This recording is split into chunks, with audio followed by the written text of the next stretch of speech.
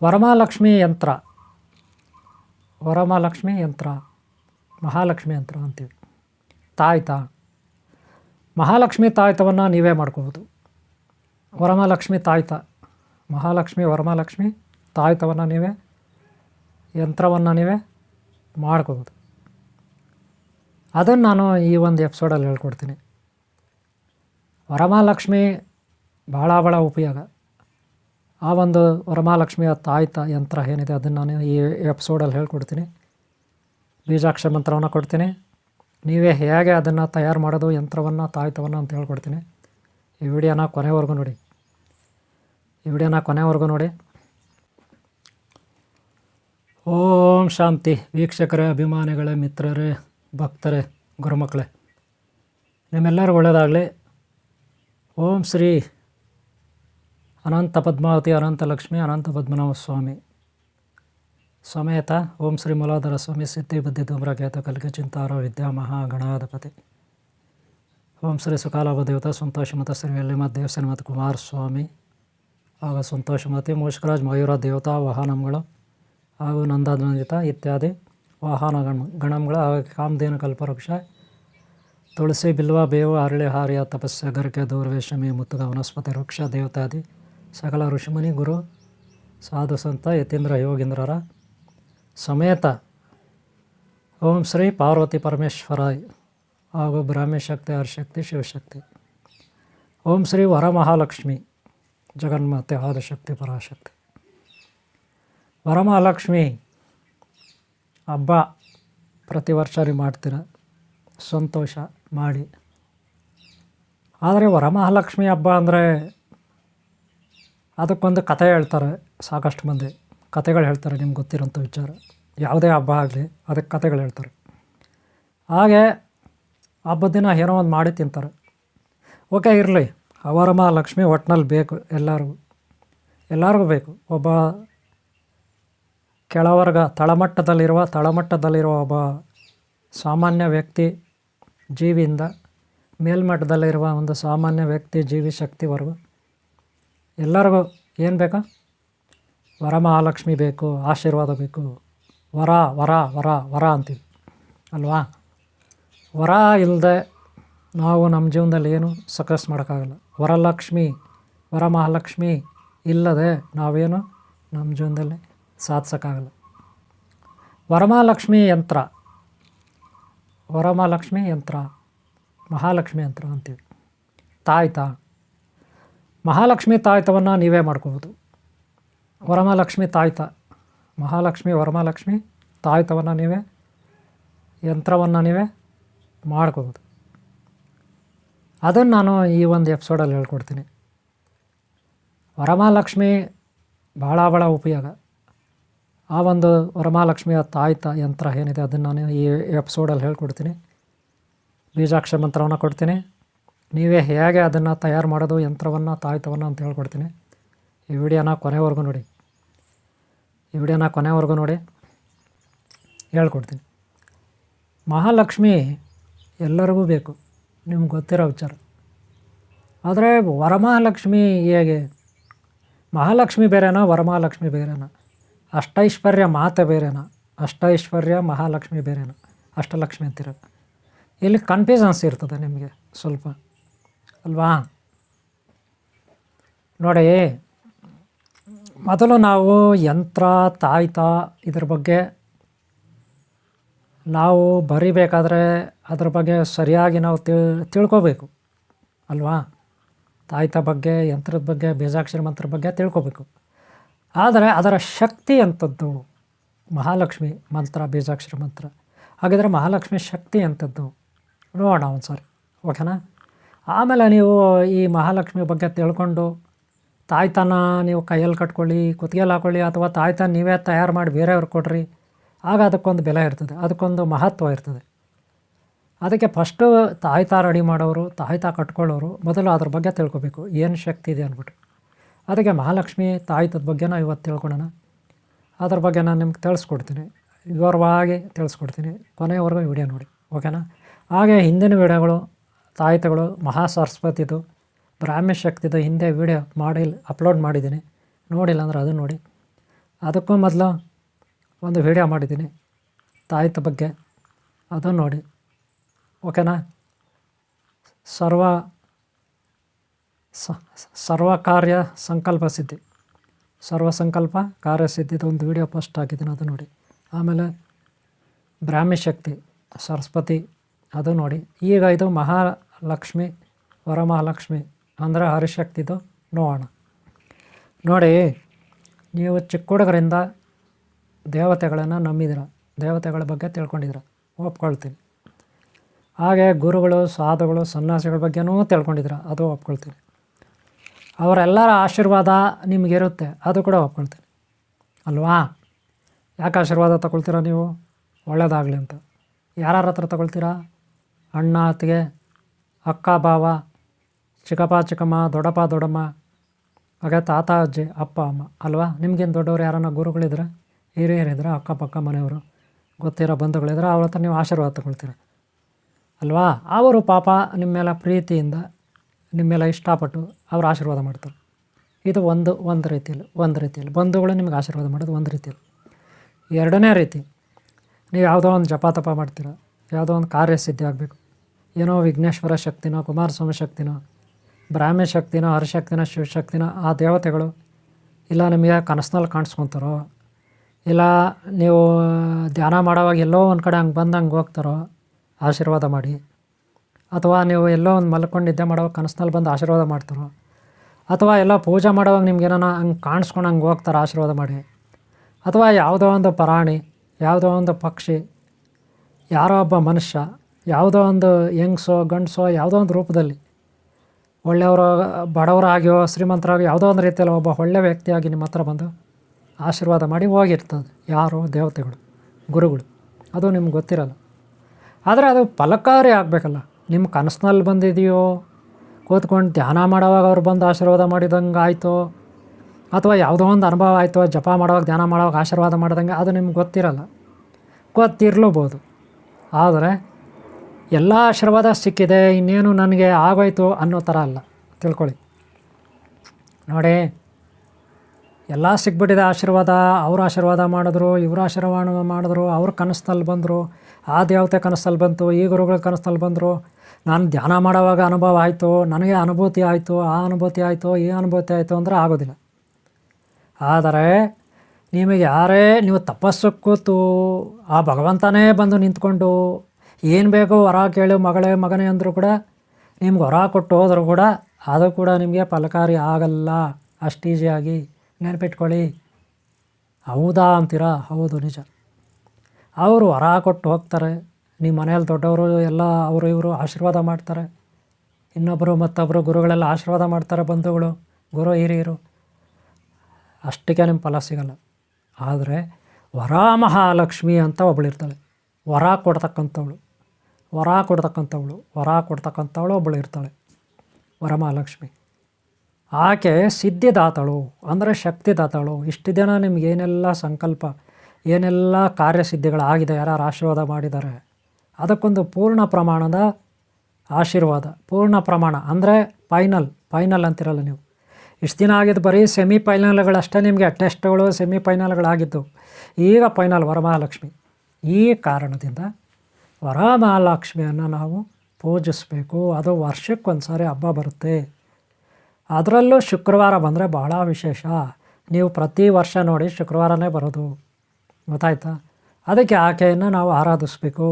ಆ ದಿನ ನಮಗೆ ಏನೆಲ್ಲ ಅವತ್ತು ವಸ್ತುಗಳು ಬಳಸಬೇಕು ಅಂದರೆ, ಆ ದಿನ ಪೂಜೆ ಮಾಡೋಕ್ಕೆ ನೋಡಿ, ಒಣ ದ್ರಾಕ್ಷಿ, ಒಣ ಗೋಡಂಬಿ, ಗುಲಗಂಜಿ ಬರುತ್ತಲ್ಲ, ಕೆಂಪು ಗುಲಗಂಜಿ, ಆಮೇಲೆ ಕವಡೆಗಳು ಬರುತ್ತೆ ನೋಡಿದ್ರ, ಕವಡೆಗಳು ಆಡ್ತಿರಲ್ಲ, ಪಾನೆ ಕವಡೆ ಅಂತಿರಲ್ಲ, ಕವಡೆ ಹಾಕ್ತಾರಲ್ಲ ಅವು. ಆಮೇಲೆ ಆ ಸಮುದ್ರ ಪಕ್ಕದಲ್ಲೇ ಕಾಕೆ ಚಿಪ್ಪು ಅಂತಿರಲ್ಲ, ನೀವೇನಂತೀರ ಅದಕ್ಕೆ? ಅವು ಆ ಚಿಪ್ಪುಗಳು ಬರ್ತಾವಲ್ಲ, ಹುಳದು ಬಸವನ ಚಿಪ್ಪನುಗಳು ಬರ್ತಾವಲ್ಲ, ಬಸವನ ಹುಳ ಅಂತೀರ, ಏನಂತೀರಿ? ಸಮುದ್ರ ಪಕ್ಕದಲ್ಲಿ, ನದಿ ಪಕ್ಕದಲ್ಲಿ, ಕೆರೆಗಳಲ್ಲೆಲ್ಲ ಇರುತ್ತೆ. ಆದರೆ ಅದರಲ್ಲಿ ಚೆನ್ನಾಗಿರಬೇಕು, ಸಮುದ್ರ ಪಕ್ಕದಲ್ಲಿರೋದು ಚೆನ್ನಾಗಿರುತ್ತೆ. ಅದನ್ನು ಶೋಗೆ ಮನೆಗಳಲ್ಲೆಲ್ಲ ಬಾಗಿಲ ಹತ್ರ ಎಲ್ಲ ಕಟ್ತಾರೆ, ಚಿಪ್ಪುಗಳು, ಹುಳದ್ದು, ಬಸವನ ಹುಳದ್ದು, ಗೊತ್ತಾಯ್ತಲ್ಲ? ಅವು ಇವೆಲ್ಲ ನೀಟಾಗಿ ಫ್ರೆಶ್ ಆಗಿರೋ ಪೂಜೆಗೆ ಇಡಬೇಕಾಗುತ್ತೆ. ಆಮೇಲೆ ನಾಣ್ಯ, ನೋಟು, ಸ್ವಲ್ಪ ಬಂಗಾರ, ಬೆಳ್ಳಿ ಇದ್ದರೆ ಪಂಚಲೋಹ ವಸ್ತುಗಳು ಇವೆಲ್ಲ ಪೂಜೆಗೆ ಇಡಬೇಕು. ಹಾಗೆ ಕೆಂಪು ಹೂಗಳನ್ನು ಬಳಸಬೇಕು, ಕೆಂಪು ವಸ್ತ್ರಗಳನ್ನು ಬಳಸಬೇಕು ಇಲ್ಲಿ ಪೂಜೆ ಮಾಡಲಿಕ್ಕೆ. ಗೊತ್ತಾಯ್ತಲ್ಲ? ಇವೆಲ್ಲ ಮಾಡಿ ವರಮಹಾಲಕ್ಷ್ಮಿ ಹಬ್ಬದ ದಿನ ನೀವು, ನಾನು ಈಗ ಬೀಜಾಕ್ಷರ ಮಂತ್ರ ಕೊಡ್ತೀನಿ. ಬೀಜಾಕ್ಷರ ಮಂತ್ರ ನೋಡ್ಕೊಬಿಡಿ ವೀಕ್ಷಕರೇ. ಇಲ್ಲಿ ನೋಡ್ಕೊಳ್ಳಿ, ಒಟ್ಟು ಎಷ್ಟು ಬಲೆ ಇದೆ ಗೊತ್ತಾ? ಇಲ್ಲಿ 9 ಬಲೆಗಳಿದ್ದಾವೆ. ಮೊದಲು 9 ಬಲೆ ಒಂದು ತಗಡಲ್ಲಿ ನೀವು ಕಟ್ ಮಾಡ್ಕೋಬೇಕು.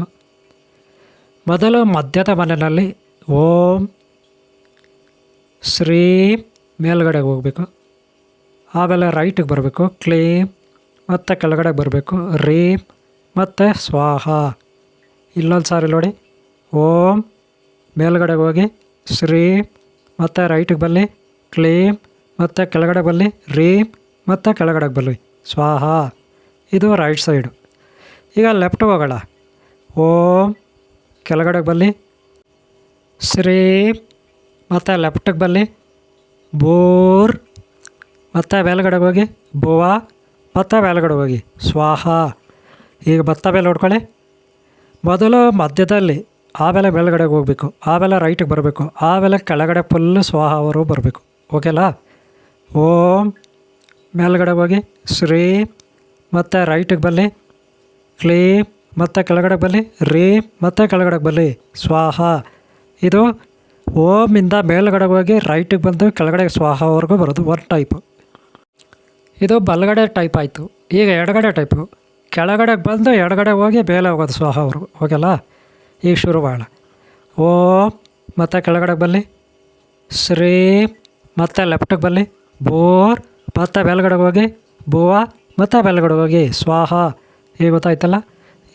ಇದು 48 ದಿನ ನೀವು ಇದನ್ನು ಪಠನೆ ಮಾಡಬೇಕು. 48 ದಿನ ಬೀಜಾಕ್ಷರ ಮಂತ್ರ ನೋಡ್ಕೊಬಿಡಿ.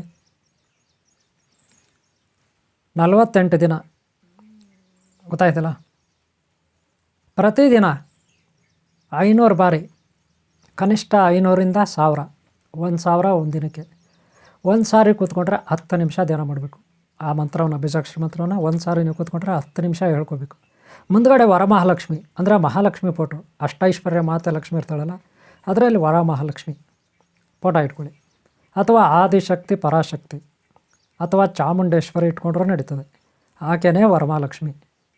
ಎಲ್ಲರಿಗಿಂತ ದೊಡ್ಡವಳು ಯಾರೋ? ಆದಿಶಕ್ತಿ, ಪರಾಶಕ್ತಿ, ಓಂ ಶಕ್ತಿ. ಆಕೆಯನ್ನೇ ನಾವು ವರಮಹಾಲಕ್ಷ್ಮಿ ಅಂತ ಕರೆಯೋದು. ಇನ್ನೇನೋ ಅನ್ಕೋಬೇಡಿ ನೀವು. ಗೊತ್ತಾಯ್ತಲ್ಲ?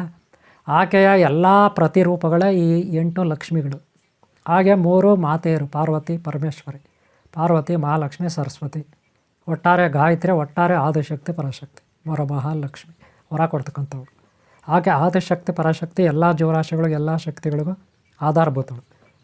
ಗೊತ್ತಾಯ್ತಲ್ಲ? ಈ ಬೀಜಾಕ್ಷರ ಮಂತ್ರ ನೀವು 48 ದಿನ ಪ್ರತಿ ದಿನ 1000 ಜಪ ಮಾಡಬೇಕು.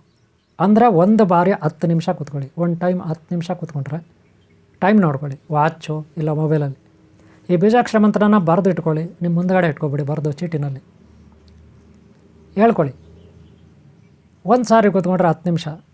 10 ನಿಮಿಷಕ್ಕೆ ನೀವು ಹೆಂಗಿಲ್ಲ ಅಂದರೂ 250-300 ಸಾರಿ ಹೇಳ್ಕೊಬಿಡ್ತೀರ. ಆಮೇಲೆ 5 ಸಾರಿ ಕೂತ್ಕೊಂಡ್ರೆ 1000 ಮೇಲೆ ಆಗುತ್ತೆ ಒಂದು ದಿನಕ್ಕೆ. ಆ ರೀತಿ 48 ದಿನ. ಓಕೆನಾ? ಪ್ರತಿ ಶುಕ್ರವಾರ ಪಾಯಸ ಮಾಡಬೇಕು. ಸ್ವೀಟ್ಸ್ ನೈವೇದ್ಯಕ್ಕೆ ಸಂಜೆ ದೀಪ ಹಚ್ಬೇಕು. ಡೈಲಿ ದೀಪ ಹಚ್ಬೇಕು. ಬೆಳಗ್ಗೆ ಹೊತ್ತೇನು ಬೇಕಾಗಿಲ್ಲ, ಸಂಜೆ ಮಾತ್ರ ಡೈಲಿ ದೀಪ ಹಚ್ಬೇಕು. ಪ್ರತಿ ಶುಕ್ರವಾರ ಸ್ಪೆಷಲಾಗಿ ನೈವೇದ್ಯ ಮಾಡಬೇಕು. ಪಾಯಸ, ಇನ್ನೊಂದು ಮತ್ತೊಂದು. 48 ದಿನಕ್ಕೆ ಎಷ್ಟು ಶುಕ್ರವಾರ ಬರುತ್ತೆ ಅಷ್ಟು ಶುಕ್ರವಾರ ಇದು. ಇನ್ನು ಗ್ರಹಣ ಬಂದರೆ, ಪೌರ್ಣಮಿ ಬಂದರೆ ಆ ದಿನ ಹೆಚ್ಚಾಗಿ ಜಪ ಮಾಡಿ, ತಪ ಮಾಡಿ ಫಾಸ್ಟಾಗಿ ನಿಮ್ಮ ಕೆಲಸಗಳಾಗುತ್ತೆ. ಗೊತ್ತಾಯ್ತಲ್ಲ? ನಾರಾಯಣ ರೆಡ್ಡಿ ಹೆಮ್ ಕೋಲಾರ ಜಿಲ್ಲೆ. ಅವ್ರು ಕೇಳಿದ್ರು, ಗುರುಗಳೇ ನಮ್ಮ ಸಂಕಲ್ಪ ಅಥವಾ ನಮ್ಮ ಕಾರ್ಯ ಸಂಕಲ್ಪ ಸಿದ್ಧಿಗಳು ಬೇಗನೆ ಆಗಬೇಕಾದ್ರೆ ಏನು ಮಾಡಬೇಕು ಅಂತ. ಏನು ಮಾಡಬೇಕು ಬೇಗನೆ ಆಗೋಕ್ಕೆ? ಏನು ಮಾಡಬೇಕಂತ ಬೇಗನೆ ಆಗೋಕ್ಕೆ ಏನು ಮಾಡಬೇಕಂದ್ರೆ, ನೀವು ತಲೆಯಲ್ಲಿ ಏನೇನೋ ವ್ಯವಹಾರಗಳು ಇಟ್ಕೋಬಾರ್ದು. ಅವೆಲ್ಲ ಬಂದ್ ಮಾಡಬೇಕು. ಆದಷ್ಟು ಕಡಿಮೆ ವ್ಯವಹಾರಗಳಿಗೆ ಬರಬೇಕು, ನಿಲ್ಲಬೇಕು. ನಿಮ್ಮ ಮನಸ್ಸು ಸ್ಥಿರತೆ ಕಾಯ್ದುಕೋಬೇಕು. 5 ಸಾರಿ ಕೂತ್ಕೊಳ್ತೀರಲ್ಲ, 10 ಸಾರಿ ಕೂತ್ಕೊಳ್ಳಿ. ದಿನಕ್ಕೆ 10 ಸಾರಿ ಕೂತ್ಕೊಳ್ಳಿ. ನೆಕ್ಸ್ಟು ಈ 48 ದಿನ ಬ್ರಹ್ಮಚರ್ಯ ಪಾಲನೆ ಮಾಡಬೇಕು. ಹೆಣ್ಣು ದೇವ್ರಿಗೆ ಆರಾಧಿಸುವಾಗ, ಹೆಣ್ಣು ದೇವರು ಮಂತ್ರಗಳು ಪಠನೆ ಮಾಡುವಾಗ, ಹೆಣ್ಣು ದೇವರು ಸಿದ್ಧಿ ಮಾಡ್ಕೊಳ್ಳೋರು ಅಷ್ಟೂ ಕಾಲಮಾನ ಬ್ರಹ್ಮಚರ್ಯ ಪಾಲನೆ ಮಾಡಬೇಕು. ನೆನ್ಪಿಟ್ಕೊಳ್ಳಿ.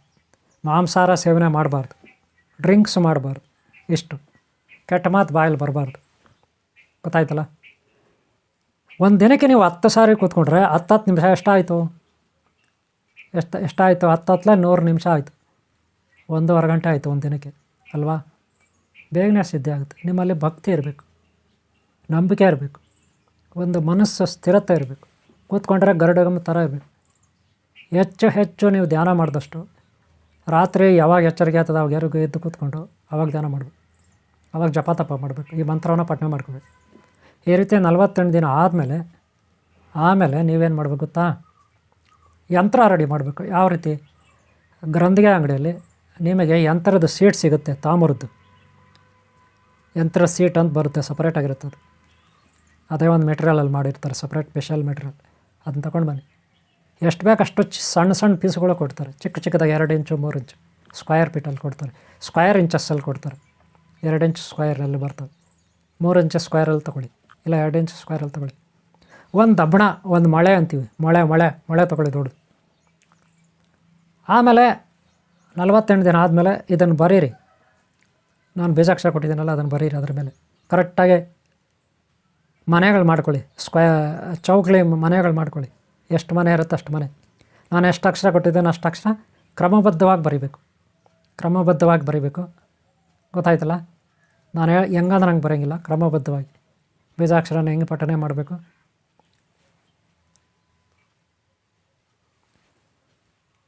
ಯಾವ ರೀತಿ ನಾನು ಹೇಳ್ಕೊಟ್ಟಿದ್ದೀನಿ ಅದೇ ರೀತಿ ನೀವು ಕ್ರಮಬದ್ಧವಾಗಿ ಬರೀಬೇಕು.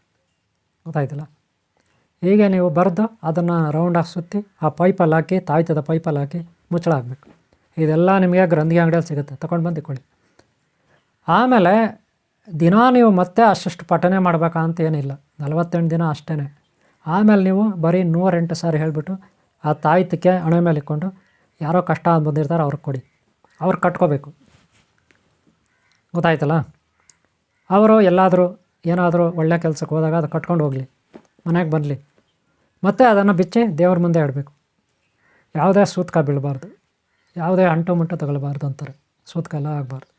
ಅದಕ್ಕೆ ಮನೇಲಿ ಬಿಚ್ಚಿಟ್ಟು ಬಿಡಬೇಕು, ದೇವ್ರ ಮನೇಲಿ ಇಡಬೇಕು. ಬೇಕಾದಾಗ ಕಟ್ಕೋಬೇಕು, ಎಲ್ಲಾದರೂ ಹೋಗೋ ಒಳ್ಳೆ ಕೆಲಸಗಳಿಗೆ. ಗೊತ್ತಾಯ್ತಲ್ಲ? ಈ ರೀತಿ ಈ ಒಂದು ಮಹಾಲಕ್ಷ್ಮಿ ಮಂತ್ರ, ಆದಿಶಕ್ತಿ ಪರಾಶಕ್ತಿ ಮಂತ್ರ, ಇದು ಅಷ್ಟೈಶ್ವರ್ಯ ಮಾತೆ ಮಂತ್ರ. ವರಲಕ್ಷ್ಮಿ ಆಕೆ ಆಶೀರ್ವಾದ ಸಿಕ್ಕಿದರೆ ಇಷ್ಟು ದಿನ ಯಾರೆಲ್ಲ ನಮ್ಗೆ ಆಶೀರ್ವಾದ ಮಾಡಿದ್ದಾರೆ ಅದು ಪೂರ್ಣ ಪ್ರಮಾಣದಲ್ಲಿ ಕ್ಲೈಮ್ ಆಗುತ್ತೆ, ಯಶಸ್ಸನ್ನು ಕಾಣ್ತೀವಿ. ಇದು ಈ ಒಂದು ಬೀಜಾಕ್ಷರ ಮಂತ್ರದ ಅರ್ಥ. ಈಗ ಗೊತ್ತಾಯ್ತಲ್ಲ? ಓಕೆ, ಈ ವಿಡಿಯೋ ಎಲ್ಲ ಮುಗಿಸ್ತಾ ಇದ್ದೇನೆ. ಈ ವಿಡಿಯೋ ನಿಮ್ಗೆ ಅರ್ಥ ಆಗಿದೆ ಅನ್ಕೋತೀನಿ. ತಾಯ್ತಗಳನ್ನು ನೀವೇ ರೆಡಿ ಮಾಡ್ಕೊಳ್ಳಿ, ನಿಮ್ಗೆ ಒಳ್ಳೆಯದಾಗಲಿ. ಹಾಗೆ ಹಿಂದಿನ ವೀಡಿಯೋಗಳು ನೋಡಿ, ಹಾಗೆ ಮುಂದಿನ ವೀಡಿಯೋಗಳು ನೋಡಿ. ಸಬ್ಸ್ಕ್ರೈಬ್ ಆಗಿಲ್ಲ ಅಂದರೆ ಹಾಕ್ಕೊಳ್ಳಿ. ಒಂದು ಲೈಕ್ ಮಾಡೋದು ಮರಿಬೇಡಿ ನಿಮ್ಗೆ ಇಷ್ಟ ಆದರೆ ವಿಡಿಯೋ. ಓಕೆನಾ? ಒಳ್ಳೆಯದಾಗಲಿ ನಿಮಗೆ. ಆ ಮಹಾಲಕ್ಷ್ಮಿ ಒಳ್ಳೇದು ಮಾಡಿ. ಓಂ ಶ್ರೀ ಅನಂತ ಪದ್ಮಾವತಿ, ಅನಂತ ಲಕ್ಷ್ಮಿ, ಅನಂತ ಪದ್ಮನಾಭ. ಒಳ್ಳೆಯದಾಗಲಿ. ಓಂ ಶಾಂತಿ, ಓಂ ಶಾಂತಿ, ಓಂ ಶಾಂತಿ, ಓಂ ಶಾಂತಿ.